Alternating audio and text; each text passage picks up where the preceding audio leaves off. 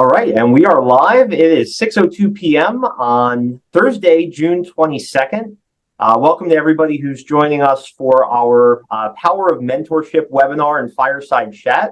My name is Chris Fitzpatrick. I am the Senior Manager of Talent Development for Crestron Electronics and also a professional speaker. And I'm joined here by two dear friends, Jen Santiago and Phil Wilkerson, who I'm going to invite to introduce themselves now as well. And also, I'm going to be putting some contact information into the chat box. So anybody who wants to connect with us today, please do feel free to do so. We're going to give you all a bunch of ways to keep in touch with us. But then also, as a follow-up, you're going to get a list of the resources from the discussion today, as well as ways to keep in contact with the three of us. So, Jen, why don't you kick us off with your intro? Great. Thank you so much, Chris. I'm really excited to be a part of this event tonight. I'm Jen Santiago. I'm a talent acquisition manager with Enterprise Holdings. We're a global mobility company. I've had the opportunity to be part of the Enterprise team for just over 21 years. And in that tenure, I've had the opportunity to work with just amazing individuals who have mentored me, and I've had the opportunity to mentor. So this is a topic I am just so passionate about. I had the opportunity to work with Chris as well in his tenure at Enterprise, and I'm just a big Chris Fitzpatrick fan through and through. Right. I consider him a good friend, and as a former colleague, I'm really excited for the work that he's been doing with Crestron and everything, and the big impact he's always made on Enterprise. So I'm really excited to be here and be part of the discussion. It's a topic I'm really passionate about. Well, let's not entirely bury the lead, right? Jen hired me at Enterprise a few years into her 21 years there, and then was one of my mentors when I got into talent acquisition, which I've now been doing for 16 years. Yep. Believe it or not. So thank you for being a mentor to me, Jen. Appreciate You're welcome. I got plenty out of it too, which I'm sure we'll get into. We will. Very cool. Phil. Hi, my name is Philip Wilkerson. I work at George Mason Career Services as an employer engagement consultant. Just a fancy word to say I do employee relations.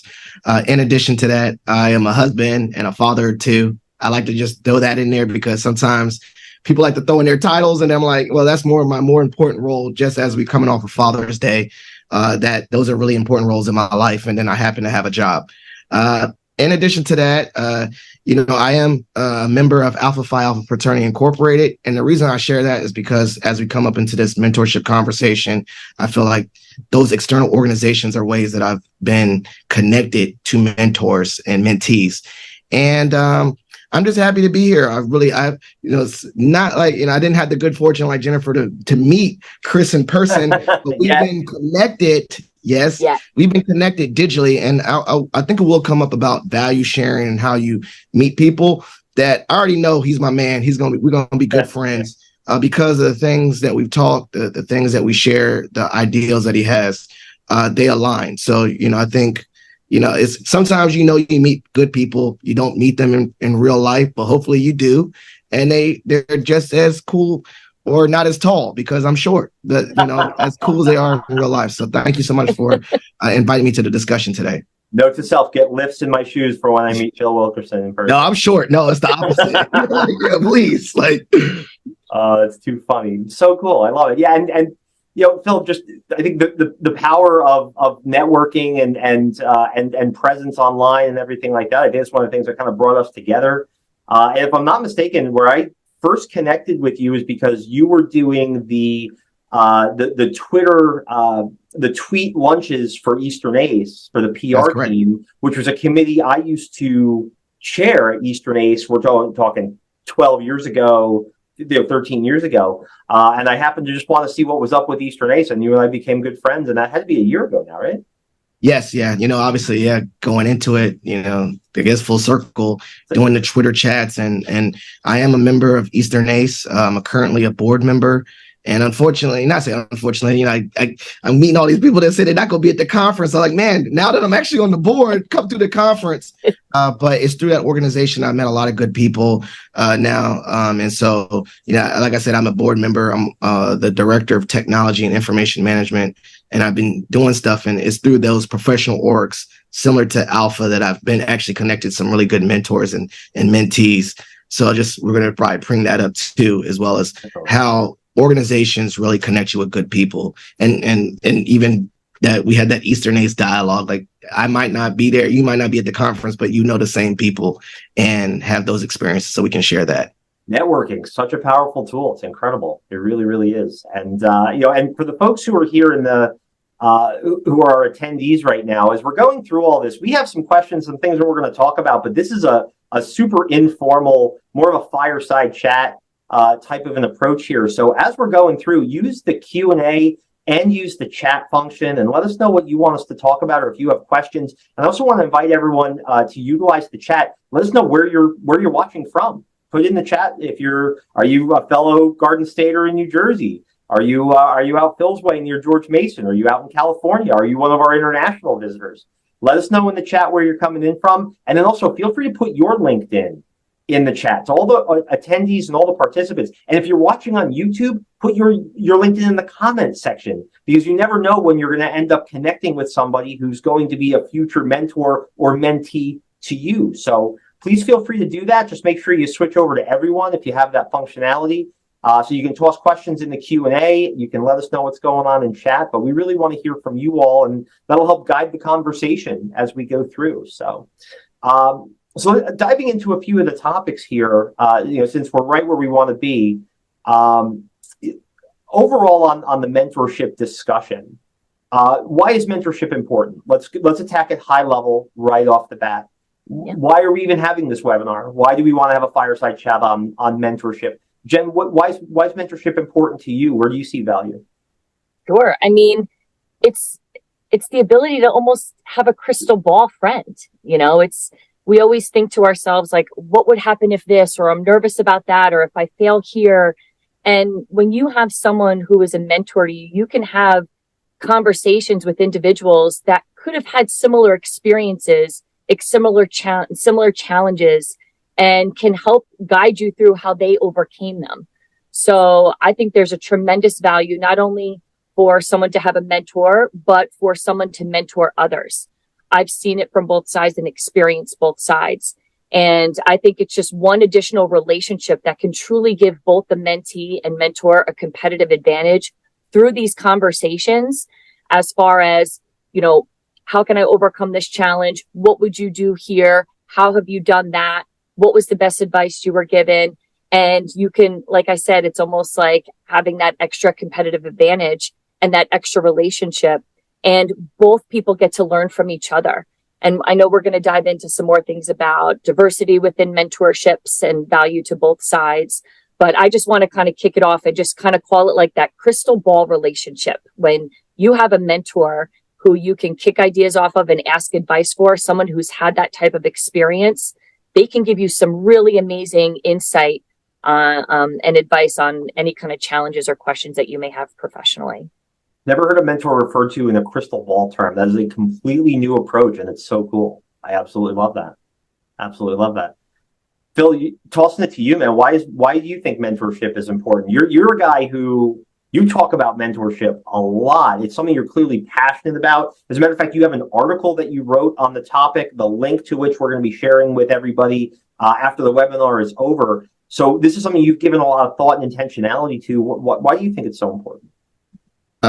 So I thought about this earlier, and I try not to sound real jaded, but I say it in a sense that there's a billion people in this world. And so with that being said, a lot of the things you want to do, you think, we are unique in our DNA, right? There's only one Philip Wilkerson, but the things that we want to do, and that's why I was smiling with the crystal ball. The things that we want to do have been done in some form or fashion before, right? Like let's get out of our own ego and think that like our path is the only path. Like we just even said it earlier, like I wasn't the first person doing Twitter chats, right? Like you did it earlier. And so having a mentor is an ability to connect with a person that has been down the path that you want to go to before you, right? And so you can it's a real living resource. It's a way to I'm a person, okay, reading it in a book is cool, but maybe talking to someone that's actually lived that experience is probably even better, because we can have a conversation. Like if I read a book, it's one way, but if I talk to a mentor, it could be a dialogue. I can ask questions. I can ask follow-up questions.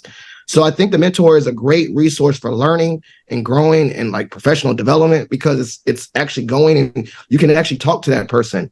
And then on the inverse, why I think it's really important as the mentor is a way to low effort give back or create a legacy. I know some people here, they work in advancement, or, they work with the money, and they always say, was it time, treasure, and talent? Yep. Well, I'm broke. I can't give you no treasure. I ain't got no money for you to give treasure, but I can give you my time. I can give you my talent, to share that off. So mentorship is a great way to give back on a budget, right? Like, it's a great way for you to feel like you're bringing someone else or doing something that's charitable or philanthropic, right? Without having to actually cost money. It just really costs your time. And so I think, that's the importance on both, right? It's an opportunity to grow and learn from someone, and it's an opportunity to give back in regards to your bandwidth and budget. I can hear an episode of Mad Men in the back of my head, and I hear Don Draper writing the line, mentorship, give back on a budget. I think Yeah. I think you just created the next 20 years of marketing for the concept of mentorship with that concept. I absolutely love it. Absolutely love it. So I think we all agree, right? And everyone said a little something about this. We find that mentorship is very important to the mentee to get coaching and direction and connection and somebody who can be a guiding force for them. We've also talked, and we'll talk more about the impact on the mentor, right? In terms of leaving a legacy, which, Phil, I'm so happy you brought that up. I think that's a great point. And then in the back of my mind, I keep thinking about the organization, right? So if the mentor-mentee relationship is happening within a particular organization, or even if it's not in the same organization, you still have two people who are benefiting and really developing skills that are going to bring something positive to whichever organization they're a part of. It doesn't just have to be a professional organization, right? This can have a positive impact on a school organization, right? Classmates, it could houses of worship, volunteer activities. I mean, any place where we go and we function, being a mentor, having a mentor, practicing mentorship, menteeship is more than likely going to bring some sort of value. What are some of the organizational impacts that you all think mentorship can have just by existing, just by the very fact that mentorship is occurring in an organizational ecosystem? How can that benefit the organization? Who wants to jump in on that one? Go ahead, Phil. I'll have you kick it off, and then I'll add on the other side. I'm doing a thing about at Mason right now as I analyze the importance of group. And I think it kind of aligns with it in another way, but the 3 R's, recruitment, retention, and resistance or resilience. And so I'll explain on an organizational structure. The opportunities to mentor or give guidance is going to bring new people. The fact that it's an opportunity that's available, people are going to say, wow, I can join this organization. I'll be a part of this because I know that I'll be grown, I'll be groomed, I'll be supported and grown, right? On the opposite end, for retention, like, you're going to keep people invested on both ends. You keep the new people invested because they know that they got someone to reach out to and keep them. And then you keep the more seasoned people invested in an organization, because then they realize that, like, wow, I still can give back to this organization by bringing up the next leaders. And obviously you're grooming the next leaders, because when you're ready to go, you know that the organization's in good hands with the next generation of leaders. And then I say resistance or resilience is because just in a sense of belonging or going through adversity, or as Jennifer said earlier, having someone to talk to that's been through similar struggles, that's built your resilience, right? Like, you're like, okay, I'm not so alone. Like, someone I looked up to, like, let's say on both ends, someone that I look up to, they went through it. They can make it. I can make it too. So that builds up my resilience, right? On the opposite end, someone that's made it through, in my mind, I'm like, if I push through and I make it, maybe someday someone's going to look at me as an example and I can rate, like, I got to push through, for that unimaginary mentor out there in the world. Like, I got to be resilient in this hard situation, not just for me, but for the future. So I think that organizationally, it really does align with that. The 3 R's I just made up that I think can really keep people invested, right? And keep them, it's an organizational thing. And you can go with that, whatever you want, and find different examples. But I really think an organization and invest in that will get people to stay, will get people to come, and will get people to thrive and actually push through adversity if they have mentorship involved. The retention piece is such a great, I want to, recruitment and retention, one of the reasons I'm going to hone in on those two, and not just because those are things that I've been doing for the last decade and a half of my life, but you can put a dollar figure, organizations can put a dollar figure to how much it costs to recruit somebody and the cost of not retaining employees, right? There are estimates out there that say the cost of replacing an employee who leaves the organization is twice that person's salary, right? The cost of having to find them, the cost of the lack of productivity if that person leaves a lot of work behind and leaves a gap in the organization. The costs really add up. Some you can see and some you can't see. Lost productivity can be hard to put a dollar sign to, but recruitment and retention are major drivers of business success. So, that alone, what a tremendous impact mentorship has there. Jen, you've worked for, your enterprise career can buy booze, right? You've been in the game there for 21 years, right? Yes. Has anyone described it to you that way before? Yes, I've thought about it that way. Okay. Like, anyone born on my start date can go to a bar today. Yes, exactly right. Exactly right. I mean, enterprise has done mentorship well for forever, right? How have you seen it benefit the organization? And I think what's really important is that there's top-down leadership support of it and advocacy of it. And it absolutely does make an impact on the success of the retention and advancement and success of the employees. Employees that are more engaged, employees that are more motivated, employees that see someone in a leadership position that may look like them or they can relate to, or someone that mentors them, will stay and perform. There's McKinsey and Company and Sheryl Sandberg do a survey every year. It's called the Women in the Workplace Survey. It's a women in workplace study. And a lot of great data, and it's a great reference point if anybody wants to look it up. And one of the statistics shows that employees that have the opportunity to network with and interact with senior leadership will more aspire to be in their position. And mentorship programs have the opportunity to connect senior leadership with more of the entry-level employees. So they can get through those tough few initial rungs in management to get their way to senior leadership. We have a formalized program at Enterprise where it's kind of like a matchmaker, and it's matched based off of not chemistry, but compatibility and communication style and leadership styles. Mm-hmm. And what I found to be the beauty about the mentorship program that we utilize, it's called mentoringcomplete.com.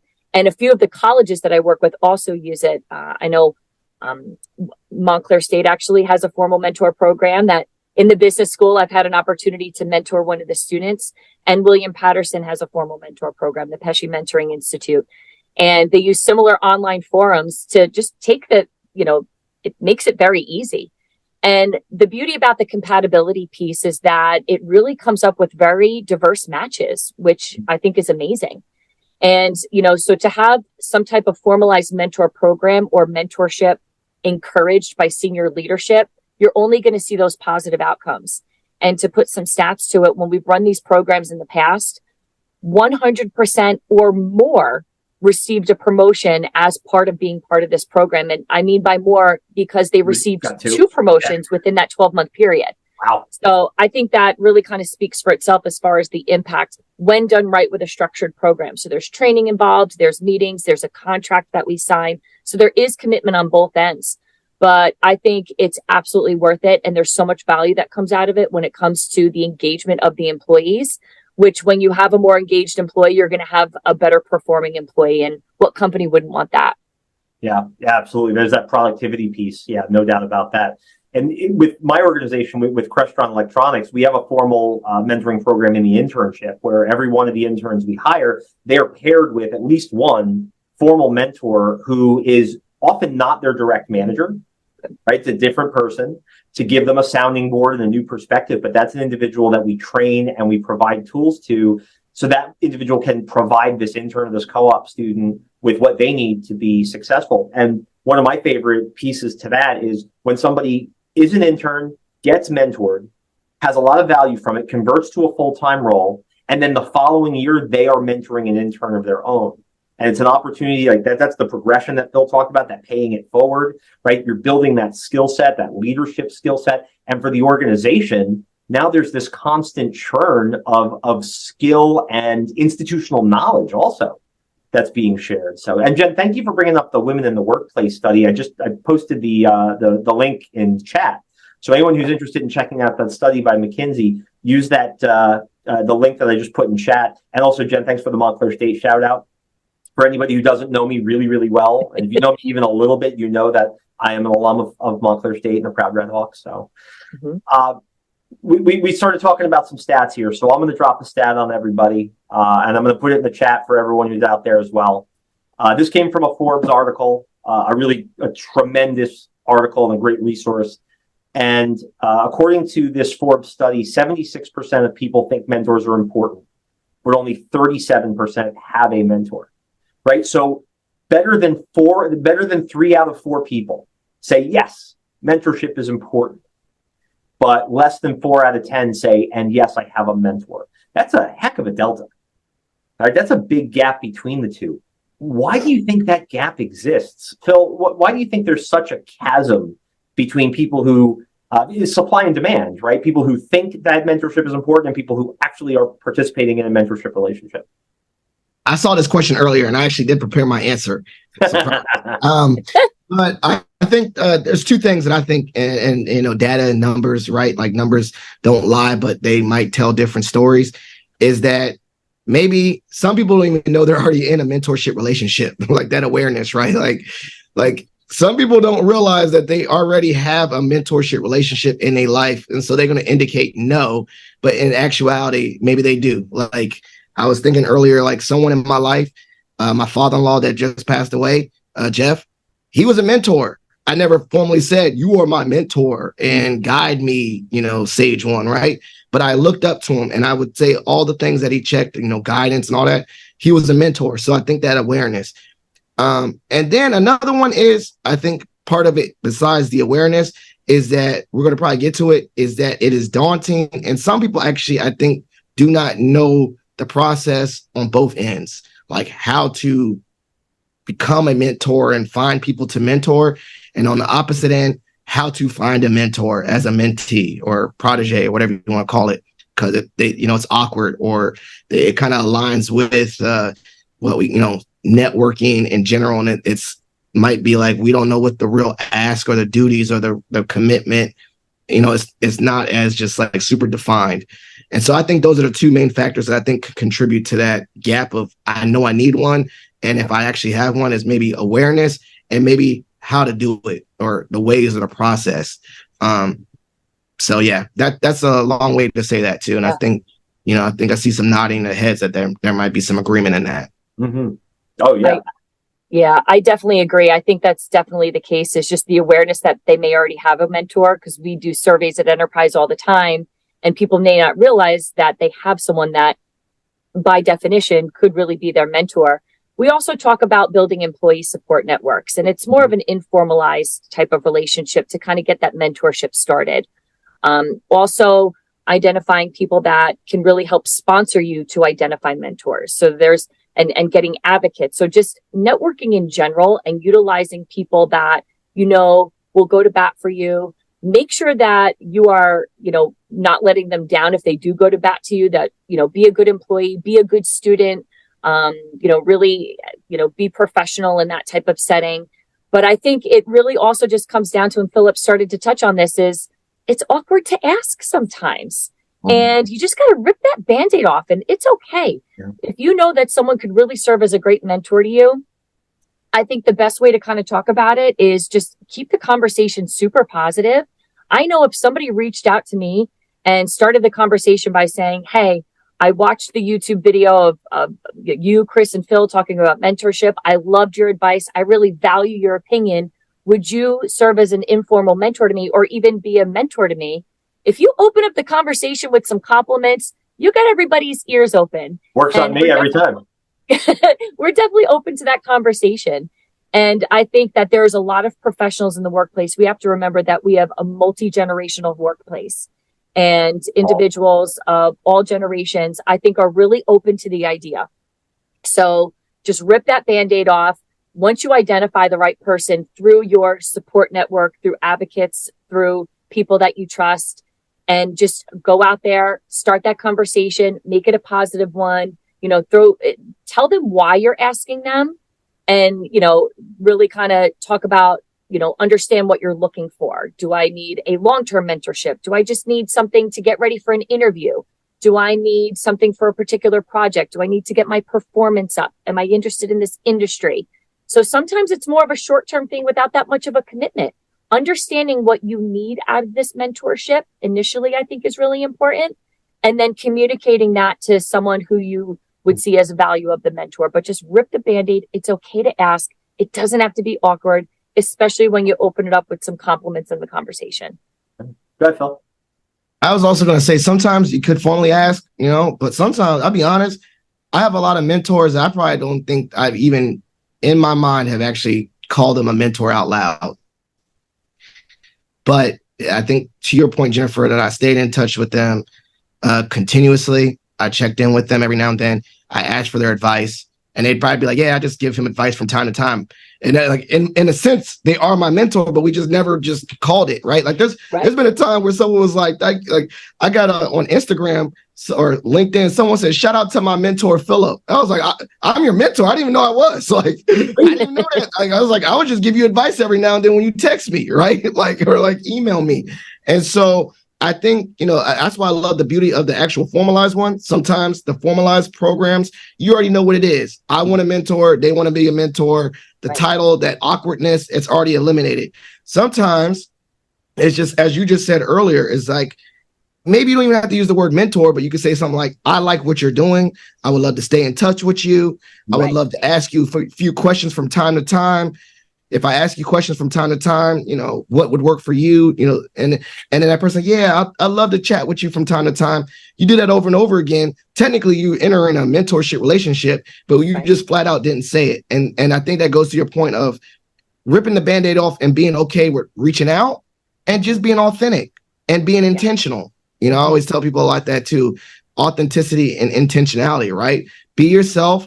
Ask what you really want. Like I want to get ready for an interview, or I want to get ready for this, or I don't know how to navigate that. So that's intentional, right? And authentic, right? Like I'm going to be myself while I ask these questions. I'm not going to be phony. I'm not going to be whatever. And normally, if it's not a sales pitch and you're not trying to say, hey, I want you to be my mentor, get me a job. Most people will say, yes, I'll talk to you for 5 minutes. I'll talk to you for 10 minutes. Hit me up, ring me real quick. We'll have a chat, because they know that you're not trying to just get a job or get over on someone. People will love to talk and share their story and help. Because as we said earlier, it is a way to give back on a budget, right? Like it makes people feel good. It makes people feel good when someone reaches out and says, I look up to you, and these are the things I look up to you for. I would love your advice on this. Of course, I'm gassed up. Right here on the line. If you say things good about me and say I'm doing good things, I'll give you a shot. Shoot, you feeling my ego. And so I think sometimes we think of it, we overcomplicate it, and we think it's super formalized all the time, where it could just really just be authentic and just asking someone that you look up to for advice.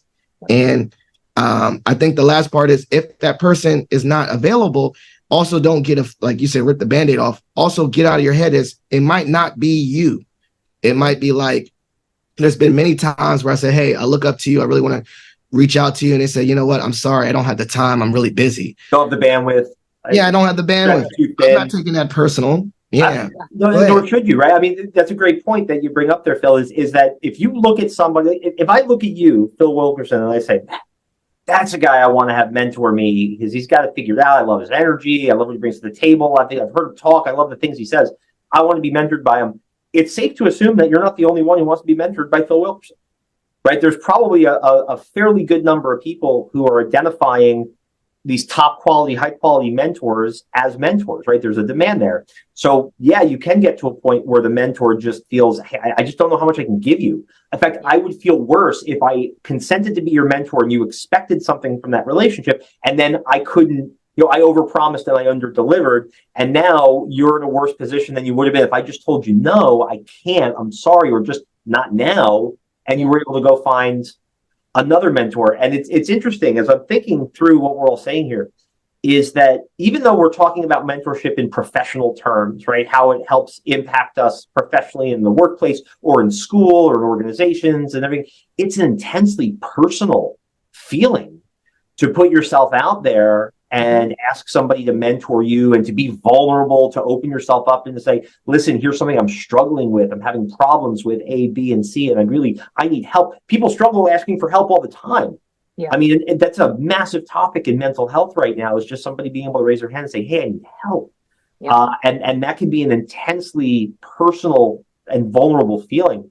And so there's two words, or two terms rather, that I want to bring up that we haven't talked about just yet, that I think guide a lot of this conversation. One is empathy, right? Mentorship is an exceptionally empathic relationship where the mentee has to have empathy for the bandwidth of the mentor, and the mentor has to have empathy for what the struggle of the mentee will be. And then the other piece is psychological safety, is the mentor being able to create an environment where difficult conversations can occur with dignity being maintained, where the mentee feels safe, the prospective mentee feels safe. Or even if Jen came to me asking me to mentor her and I had to say, no, I can't, I was doing so in such a way that still helped encourage her and didn't break the relationship. And it can be really daunting for somebody to go into a discussion without knowing if there's empathy and psychological safety already established. So that can't be easy, I'm sure. Let's go into another kind of a deep topic here, because we have a great framework about what mentorship is, why it's important, why there are so many people who think it's important but don't have a mentor. But historically marginalized groups, right, including women and ethnic minorities, they already deal with systemic barriers to growth and success. And there's a study that was done by Pew Research Center and said 63% of women have never had a formal mentor. So more than well over half. So how important is mentorship to historically marginalized groups? Anybody can take it. I think it's just, I obviously speaking as a female in the workplace, and working in the travel and transportation / automobile industry, it seems like it's a very male dominated industry. And, looking at our workforce, it could be challenging at times to see more female presence. What I learned pretty early on is, although it's nice to potentially have a mentor that looks like me and is the same gender or what have you, there's a lot of value to having diverse mentors. And I think the 63% of females that didn't have them, maybe they just assumed they should always be mentored by women. There's a lot that we can learn from, senior leadership from all different types of backgrounds. And, you're cutting off a lot of options for mentors if you're only seeking out someone who looks like you. Again, it's ideal. When I talk about mentorship and I provide advice on it, I usually kind of boil it down to two very simple criteria. Are they successful? And do you have a diverse mentorship? Different backgrounds, different life experience, maybe a different division or different department, or similar industry but different role.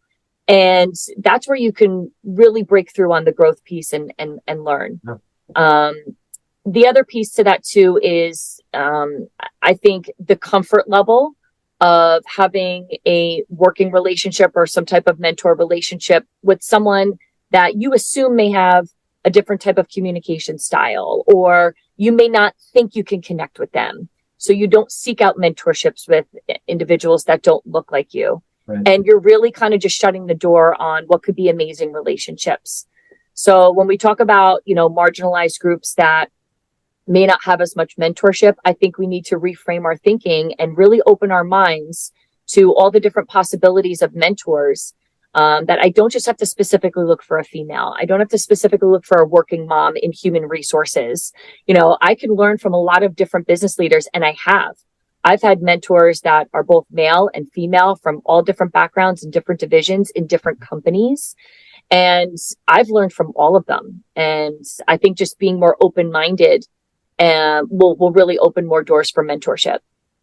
Jen, you mentioned the automotive industry and the kind of historical context of it being a very male dominated industry. And now here I am, I'm in the audiovisual industry, and when you think about it larger, STEM and engineering, right?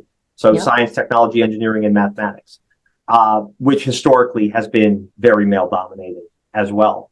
How pervasive do you think the issue is of a young girl, middle school, high school age, looking at an industry or a company or an organization or a major like engineering or like mathematics and saying, I don't see myself there because I don't see anybody that I could emulate who looks like me. So I feel as though my path is closed. How much do you think that's preventing the next generation of leaders from getting into some of these industries because they don't see mentors who remind them of themselves? Yeah, I think there's definitely, it definitely still impacts it, but I think times are changing. Okay. I'm seeing a lot more, girls in STEM, girls who code, women in the automobile industry. I mean, our CEO is a female. We have a lot of female leadership here within enterprise at all the different layers. And, when I look across our organization in the automobile industry, it looks very diverse. And I love that. And that's because it's based off of talent and performance.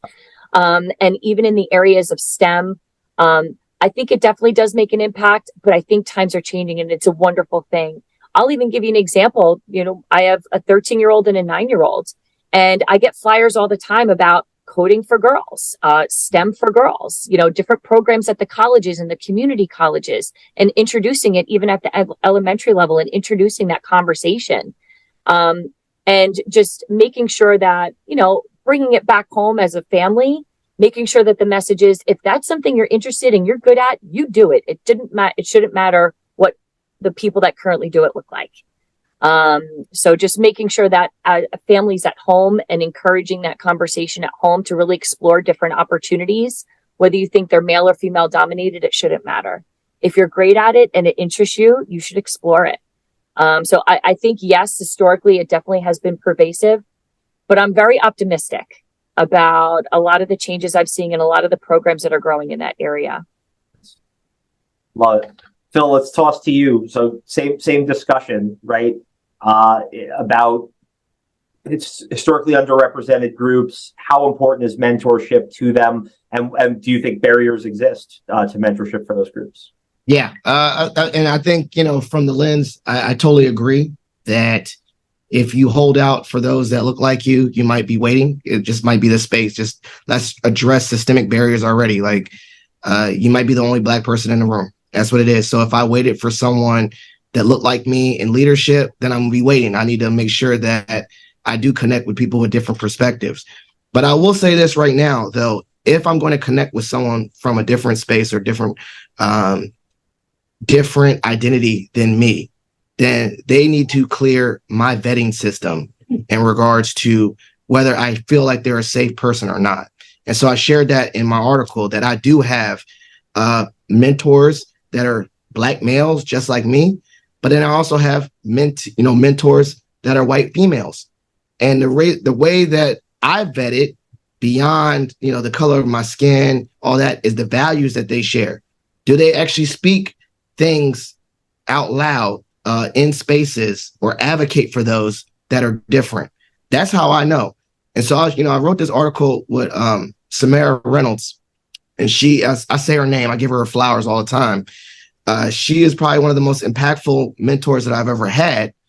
And the way that I knew that was just how she just carried herself. I could tell that she cared about issues that disproportionately affected Black people by how she is and how she treats people.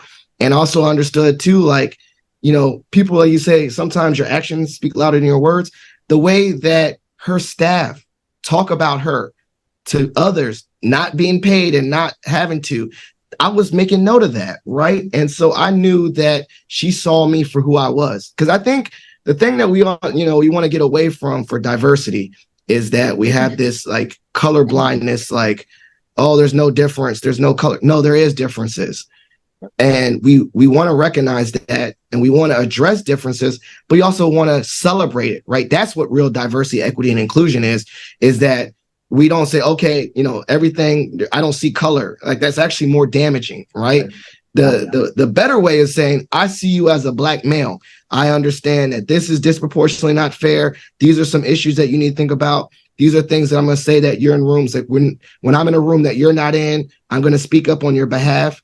Those things. And so when a person that does that is a different identity than me, then I trust them. You're right. Then it does go to, I don't care what color and whatever they are, because I know that person sees me for me. And so those values speak. So I think there is a value to both.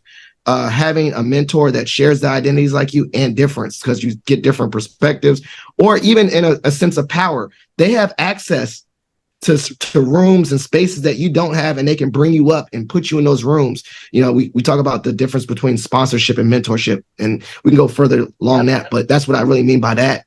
Mm-hmm. But then also on the flip side, I will talk about as a father to two young boys, right? There's something about seeing someone that looks like you do the things that you want to do. It sets the tone. It really lowers the instances of imposter syndrome. When you see someone else that made it off their merit and hard work that looks like you understand that when you make it off your merit and hard work, that you made it there, that you're not an imposter, that there's instances that disproportionately imposter syndrome hits marginalized groups. Yep. And so when you see someone that look like you, and you're like, man, I look up to my man, he did it.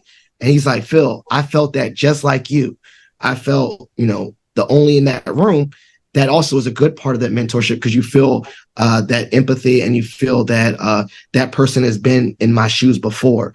So yes, it's almost like a yes and. I think there's value to both. You have to have mentors of different identities, but vetted, that you can feel safe with. And then you should have mentors that are same identity. Also, I was about to say that should be vetted too, because there's also people that look like you and should be your mentors that are toxic as I don't know what, right? And just because you're a Black male don't mean you're going to be my man. Like, what's it called? All skin folk ain't kinfolk. Meaning like values. I think the values is the universal thing, right? That's the humanizer of across identities, is if this person is sharing identity, values, they're integral, they're honest, they're compassionate, they're kind. That's one of my biggest ones. I don't care what you are you kind? That really that's a firm one. And I think there's value to both. And I found instances where the people that have values but look different or act different, they really enhance me as a person. Yeah. Phil, I'm thrilled that you brought up earlier. You were talking about the idea of colorblindness working against what really, inclusivity and DEI efforts and things along those lines, because that's a really important thing to mention. And it's a powerful topic, right? And then from my perspective, being a white male who had lots of examples to look up to when I was younger, and now being in a position of privilege, right, is how am I using my role and my opportunity to remove barriers from other people, systemic and otherwise. And it brings up, we've talked about mentorship, and we've talked about a lot of ships, right? So I'm going to throw one more ship into the dock here. We're setting sail today, and that's allyship. Right. Yeah. It's also a great opportunity if you are mentoring somebody who is different from you, and not just gender or not just race, but if you're mentoring somebody from the LGBTQIA plus community, if you're mentoring somebody with a disability, somebody who is identifies as neurodiverse, right?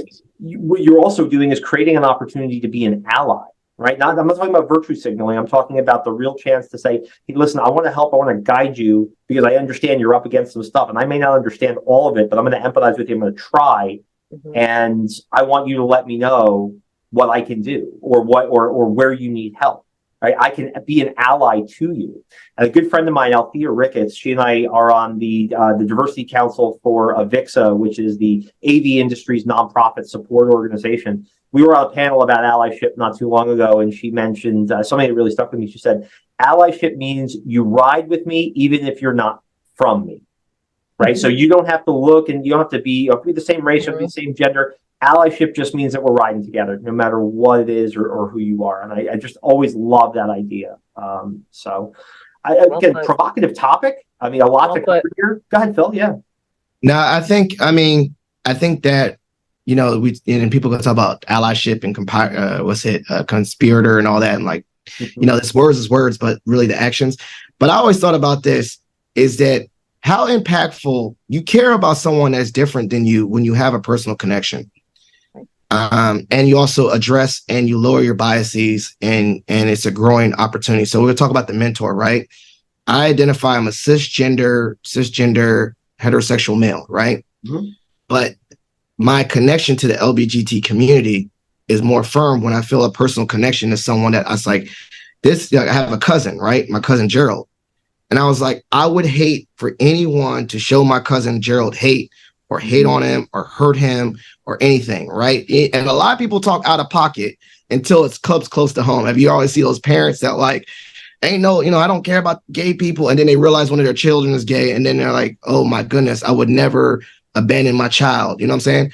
So think about that. When you have a real empathy, like you say, like you think about it, like I don't share that identity, but think about like that's someone's mom or dad or daughter or son or cousin, or like I would not want something to be, hurt them or be a barrier or them told that like they're happy about science. And I would hate for someone to say, no, you can't do that. Right. I wouldn't want to talk to someone like that.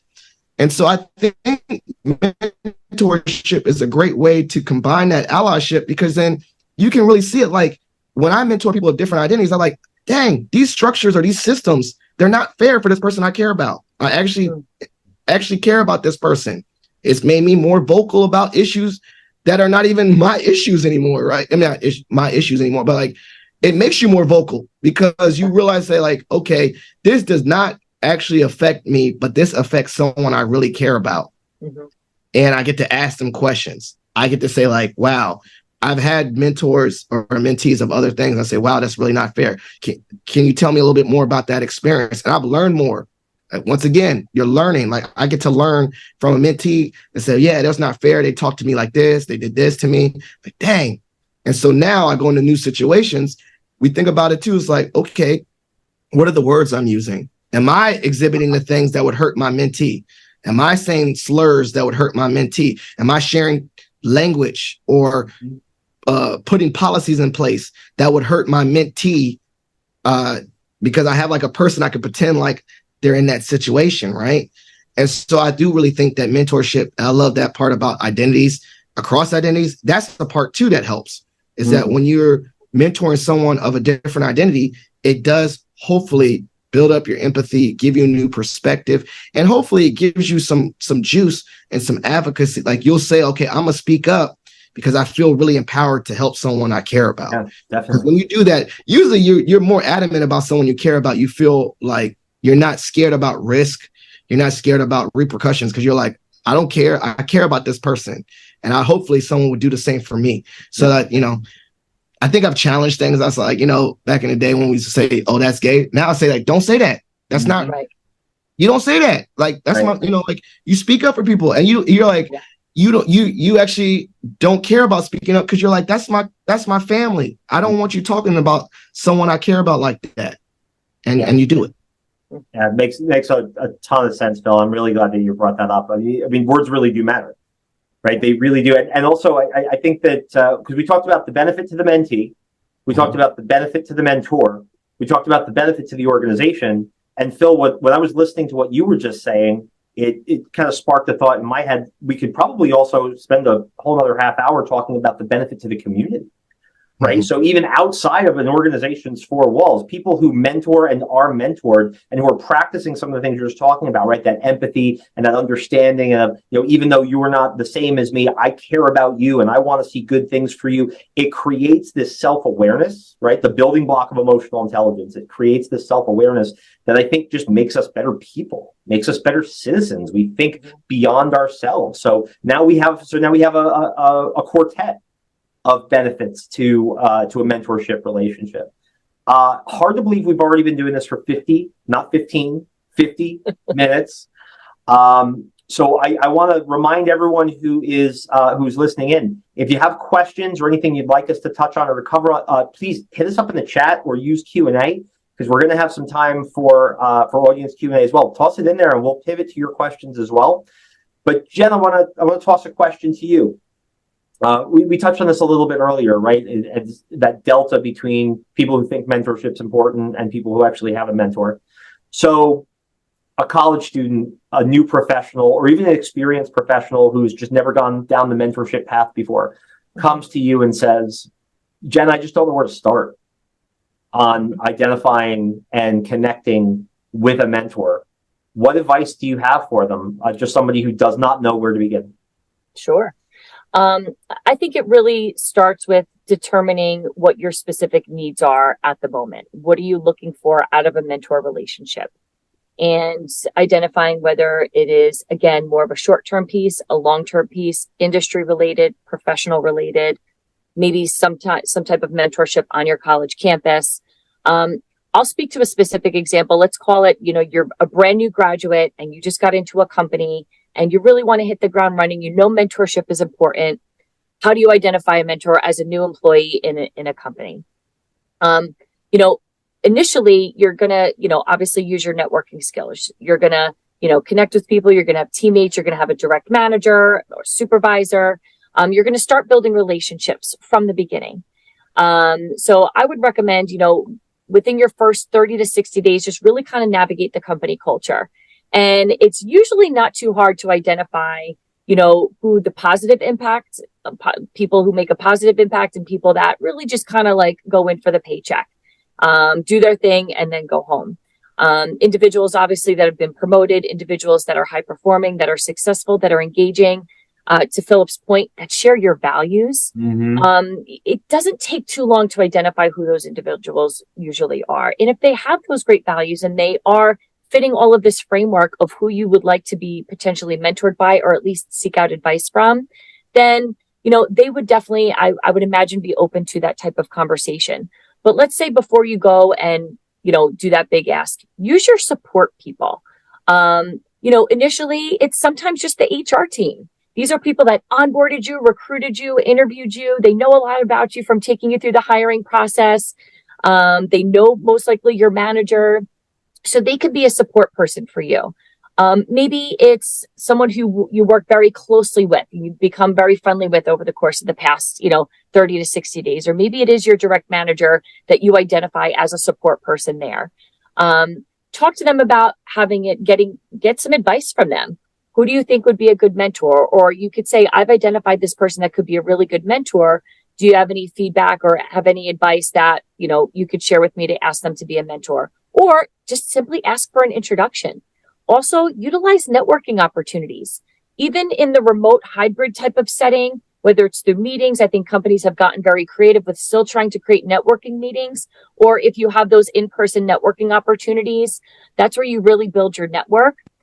So get your employee support network, get your support people, ask them for referrals. And then just go ahead and honestly, when you go out and start that conversation with someone who could be a mentor of yours, identify what you want and really just kind of communicate that and just be like, I really just need some advice to navigate the HR world, or I need some advice on how did you hit your sales goal so early? Maybe set some guidelines, talk about what you would maybe be looking for. And again, we touched on this already. Be open to what that feedback could be. Mm-hmm. That mentor may say, you know what, I could do a quick phone call and then maybe we can meet in Q2, which is a few months later. Or that mentor, again, may not have the bandwidth or time. They could be a good mentor. Then you know what you could do? You could say, I really appreciate that. And, I totally understand. Do you have any recommendations of someone else who may at this time have the bandwidth or could be of assistance to me as well? Ask that person for a referral. Really just, it's about utilizing your communication skills. Please do not underestimate the true importance of interpersonal communication. I know we've gotten into this world of virtual and the technology piece and communicating through our phones and texts and emails. Please do not underestimate the value of that true blue, authentic, and intentional, as Philip said. I think it's great advice of these in-person conversations or live conversations. That's where the sincerity comes through. So just building the relationships, determining what your needs are, utilizing your employee support network and support people to identify that person, and then just communicate, what your needs may be to that individual. But also be a good mentee. If somebody commits to being a mentor to you, you have to be respectful of that. Be respectful of their time. If they set up a meeting to sit down with you, or it's a lunch meeting, or maybe just like a 15-minute Zoom meeting to touch on some different topics, make sure you're coming to the meetings prepared. Make sure that if they give you constructive criticism, that you accept it positively, and understand that it's not always easy for an individual to give constructive feedback on things that people may need to work on. So it truly does come from a place that they care, usually if it's delivered in the right way. And if the mentor makes any suggestions and asks you to, follow up on some commitments, make sure you follow up on them. Follow the advice, test it out, and really just kind of enjoy the relationship. So make sure that you're doing your part as a mentee to kind of maintain that relationship as well. Phil, I want to toss a new question to you, Jen. You just absolutely knocked it out of the park there. It's terrific advice. So Phil, when somebody's looking for a mentor, you touched on this a little bit earlier, what are the most important qualities they should be looking for? And let's have a little bit of fun. I'm also going to toss it into a poll here and see what people think. But if somebody were to ask you, where should I start looking for qualities in a mentor? What are the good qualities in a good mentor? I mean, that's like, like I said, that's like telling you to pick your favorite child, which I'm not going to do because it varies, right? But depends on the day. Yeah, that's shout out to my kids. But I think in reality, like you said, what are the best qualities? I think before, it's similar to networking. I always tell people, before you go out, go within. You need to have an assessment of what's important and value to you at that moment before you go seeking. So for instance, as I said, I know my core values. You can do a value sort, whatever. You can write it down, affirmate, whatever. But know yourself. Like these are things that are really important to me. And so thus, the person I'm looking up to, the person I'm reaching out to, the person I want to be my mentor, hopefully the things that are really important to me are important to them as well. And like I said earlier, one of the things that are super important to me, regardless if you're the smartest in the room, the most handsome, gorgeous, whatever, is kindness, right? Like that's mine. Like, I really just don't want to, like, as simple as it could be, I don't care if you're a billionaire and you got all the money and all this, and you're just not kind. I don't want anything to do with you. I don't care. I don't want your advice. I don't want to get to where you are. And they're like, Philip, you really standing on that? No, I would not want to be a billionaire in the path of unkindness. Like, I'll find someone else to try to be a billionaire, like, because that's important to me. And so when I look for a mentor, I look for those things. Like, one, I guess I look for like where I want to go to. That's another thing you need to look in. Like, where do I want to go? Because then that's how you kind of vet them. Like, if I want to be a CEO, I probably should try to find a CEO to be a mentor. So kind of that assessment of where you want to go first.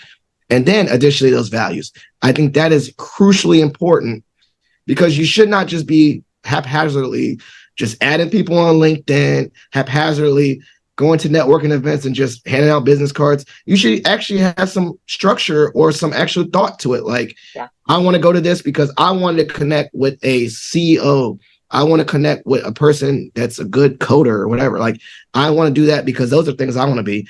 And additionally, hopefully the person I'm connected with is kind, or they're honest, or whatever. And there's ways that, experience teaches those things, right? You might not get to know that someone's kind on LinkedIn, right? Like, you're not, you might not know that, but like, you can read the room on the first conversation, and that 15-minute conversation, like, wow, I got off that phone call and that person was just talking down to me or being condescending or just rude. That didn't feel good. I just didn't get a good vibe. I don't need to stay in touch. I don't think that's the person I want to follow up with as a mentor. So, to be fair, though, I knew you digitally before I knew you on a call or a meeting or anything like that. And by the things you were doing in the community and the people you were talking to and the things you were talking about, I had a pretty good idea you were a decent dude. I know it could be cap. I don't know. Like, I mean, and sure, but I mean, I'll say this too. I think it could have been, right. It could have been some facade. It could have been like, I'm putting on a thing. But I'll also say this too, though. But I bet this, I will stand firm to this. If you went around and asked people around me, though, was that verified? Hopefully, knock on wood, and hopefully people will co-sign that it wasn't just words, that people will like actually say, I'm kind. So that kind of goes into my vetting thing too. It's like most times when I get connected with a mentor, I see how they treat others too and watch or observe. I mean, you probably could just see how I comment to other people or how I like in group text that I like just really was nasty to other people. So yeah, I mean, yeah, you could take my word for it, but also I think understanding too, like be very observant how they treat other people or how what have been other mentees interaction with that mentor, right? Like if you're a young person and you say like, I'm going to go talk to Phil, my biggest advocates are not adults. My biggest cheerleaders sometimes have been young people are like, yo, you need to go see Phil. You need to go talk to Phil. They coach me up and they put me on and refer me to mentees. So I think that speaks volumes, right? How other people are talking about you to connect you. So I think those values, knowing your values in yourself and knowing where you want to go, that'll help you direct and channel what's important for your mentor. Love it. Love it. And the poll results are in. So we did launch a poll and we got 100% participation from the attendees. And our top three answers, this is my Family Feud side coming out. Top three answers are on the board. Number three, Phil, was kindness. 13% of our respondents agreed with you and said, yeah, kindness is the most important trait in a good mentor. Number two answer is availability, right? So having a mentor who is available to mentor me, what the old axiom is, the best ability is availability. 38% of our attendees said availability. And the number one answer, and I have a video on YouTube that agrees with this, 50% of our attendees said trustworthiness. And it brings me back to reading The 5 Dysfunctions of a Team by Patrick Lencioni, and that the building block, the foundation of the high functioning team is trustworthiness. And when trust erodes, everything else, it's like building a castle in the swamp, to go Monty Python, right? Building a castle in the swamp. It doesn't have a strong foundation. It's going to topple over and fall into the swamp. That's what trustworthiness is to me. If I don't trust my mentor, there's no relationship. It's over. So, I mean, there's so many different ways. I think all of these answers are infinitely defensible, right? There's so many qualities in a great mentor. And just to echo what Phil said, knowing your value and what's important to you as an individual, that brings us back to that self-awareness piece and emotional intelligence. The more self-aware you are, I think the easier you're going to find it to go out and find a mentor. So I want to wrap up this portion of the webinar. I want to thank everyone for attending. We're still going to answer questions in Q&A and chat, but I want to ask Jen and Phil if they have any final thoughts that they want to provide. Then I'm going to stop the recording and then we'll stay on for some Q&A. But Jen, parting thoughts on the topic of mentorship or anything we've covered today. Sure. First, I love this opportunity to be here. I personally learned from the conversation today as well, which is just my mindset. I always try to go into things with an open mind and learning. And that's how I always just try to continue to grow. And I just have to say that, prior to working in enterprise and other positions, I didn't have a lot of guidance. I'm a first generation college graduate. My dad didn't even graduate high school. My parents were clueless when it came to me navigating college. And I think that in the absence of that type of advisement and support and knowledge, I did well. I mean, I worked 2 jobs just to pay my way through school. And I just kind of came out and, I got a job. It didn't wind up being a career. That job then led to my position at Enterprise through a referral. And that's where I truly understood, wow, people can be really great leaders and mentors. And that's where my 1 month in, I was assigned a mentor, and he's still a mentor to this day. Paul Metz, he runs our truck rental division, and shout out to Paul and Commute. And he hired me, and he's someone who I looked up to as a mentor, and he's a go-to person for me from a professional, standpoint. And that's when it hit me wow, this is, people really care about supporting me. And that's when I was truly into it. I was like, I'm going to take advantage of every opportunity to build these relationships. And if somebody needs me, I want to do that. I get so much out of being a mentor to others. It truly is, like Philip said, it's giving back on a budget. But I think it's more valuable, budget or not. I get so much value out of that. And it wasn't until I came to Enterprise where I got to really kind of see what true leadership and support and mentorship looks like, and all the different ways it can look. Because prior to that, I didn't have it. I appreciate my experience prior to that. It makes me who I am. I'm proud of that background and, everything I've done to overcome those challenges. With that, it's what motivates me to help others that need that type of support.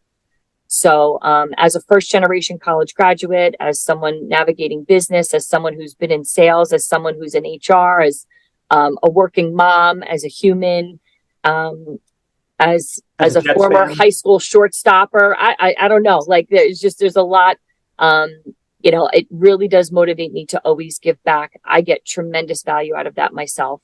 And I continue to seek out mentorship, even in my professional career, because it's just part of my growth journey too. So. Yep. And I appreciate the willingness to give back. Just for the record, I am not paying Jen or Phil to be here today, nor am I even paying myself. So you're not? No, I'm sorry. Paying you in gratitude. Throw the link in the chat, the Venmo, the PayPal. Where's the Venmo requests? Yeah. PayPal. Am I supposed to go? Okay. Yeah, all you, man. That was a good part. I thought we was doing shameless plug for how much money we can get. No, I mean, honestly, I think Jennifer said a lot. And so I don't want to be long-winded because I think I talk a lot. But I would say this, I said this a while ago and I still hold firm to it, is that, in the book of someone's life, right? Someone else's life, if I could just at least be one sentence, I feel like I did it. You know what I'm saying? Like not a whole chapter, not like a whole chapter, like it says something like college life, Philip Wilkerson helped me. And then it's like the next chapter. I'm like, yo, I did it because I realized that person's book of their life, right? That is a legacy, right? Like it's touching multiple different things. And that for me, and it sounds maybe ego filling, and I'm okay with that, but like creating a legacy for me is really important. Mm-hmm. And what I mean by that is like, I want to leave an impact. I actually want to matter. I actually want to have a purpose. I want to feel like I've mattered to someone. I want to leave the world better than the way I found it. Yeah. And like, obviously I want to make sure that I matter to my kids. I matter to my boys so that when they grow up, they say, my dad was a good dad. So that's a part of investing in that. But I also just want to matter to a larger community. Right. And so I find it so fascinating. Usually, when you see when how much people matter to people is when they pass away. Right. And they don't ever talk about the things you have or the materials. They talk about how you made them feel. Yep. And I saw it vividly that, as I said earlier, my father-in-law, literally everyone was sharing that he was like basically a mentor to a lot of people. Like they were saying like, he listened to me. He helped me in my career. Young people, all these young people was like, I got involved in this. I wouldn't have done this if it wasn't for him. And sometimes one funny story was people be calling and say, I love you. And he'd be like, who is this? He forgot who they were. Like his impact was beyond them. Right. And so it showed me right there that is the human experience. We all really want to, we all want to belong. We all want to matter. We all want to feel like we matter. And I feel like mentorship is a great tool to feel like you can matter because that with this, whether it's that one phone call that you'll never see that person again or a long-term relationship, you did something tangible to help somebody. Nice. And you might not even see it. Like you never know. Like maybe your mentorship conversation was like you talked to them and you convinced them out of a career, but that saved their life anyway, right? Like you never know. But it's just that's what holds me on to it. That really holds me on to staying in touch and just doing it because like the unforeseen faith that I did something that mattered makes me feel good. And so thus I will always provide myself as a space to be a mentor in regards to my bandwidth. It might be the one phone call and that's it, but I will always provide myself to do that. And I think similar to what Jen said, I think it's always going to be a part of my journey because I already know, like I said, like maybe the next thing I want to ask, I need to know what the next step is in for my life. I can always try to find someone to give me a little bit of guidance on that, like that next layer of my life. And that feels good. It gives me some form of certainty in the unknown of the future. So I think it's really important. Well, Phil, I can say with confidence, you matter to me. Jen, you matter to me. Both of you matter to me a great deal. I think you matter to a lot of folks who watch this live and also are watching it on YouTube. So thank you both so much for your perspective. This was a lot of fun. You can always tell a good fireside chat and a good panel when 70 minutes feels like 7 minutes. It's kind of the space that we're in right now. So thank you both so much for your perspective, and thanks to everyone for participating and for watching.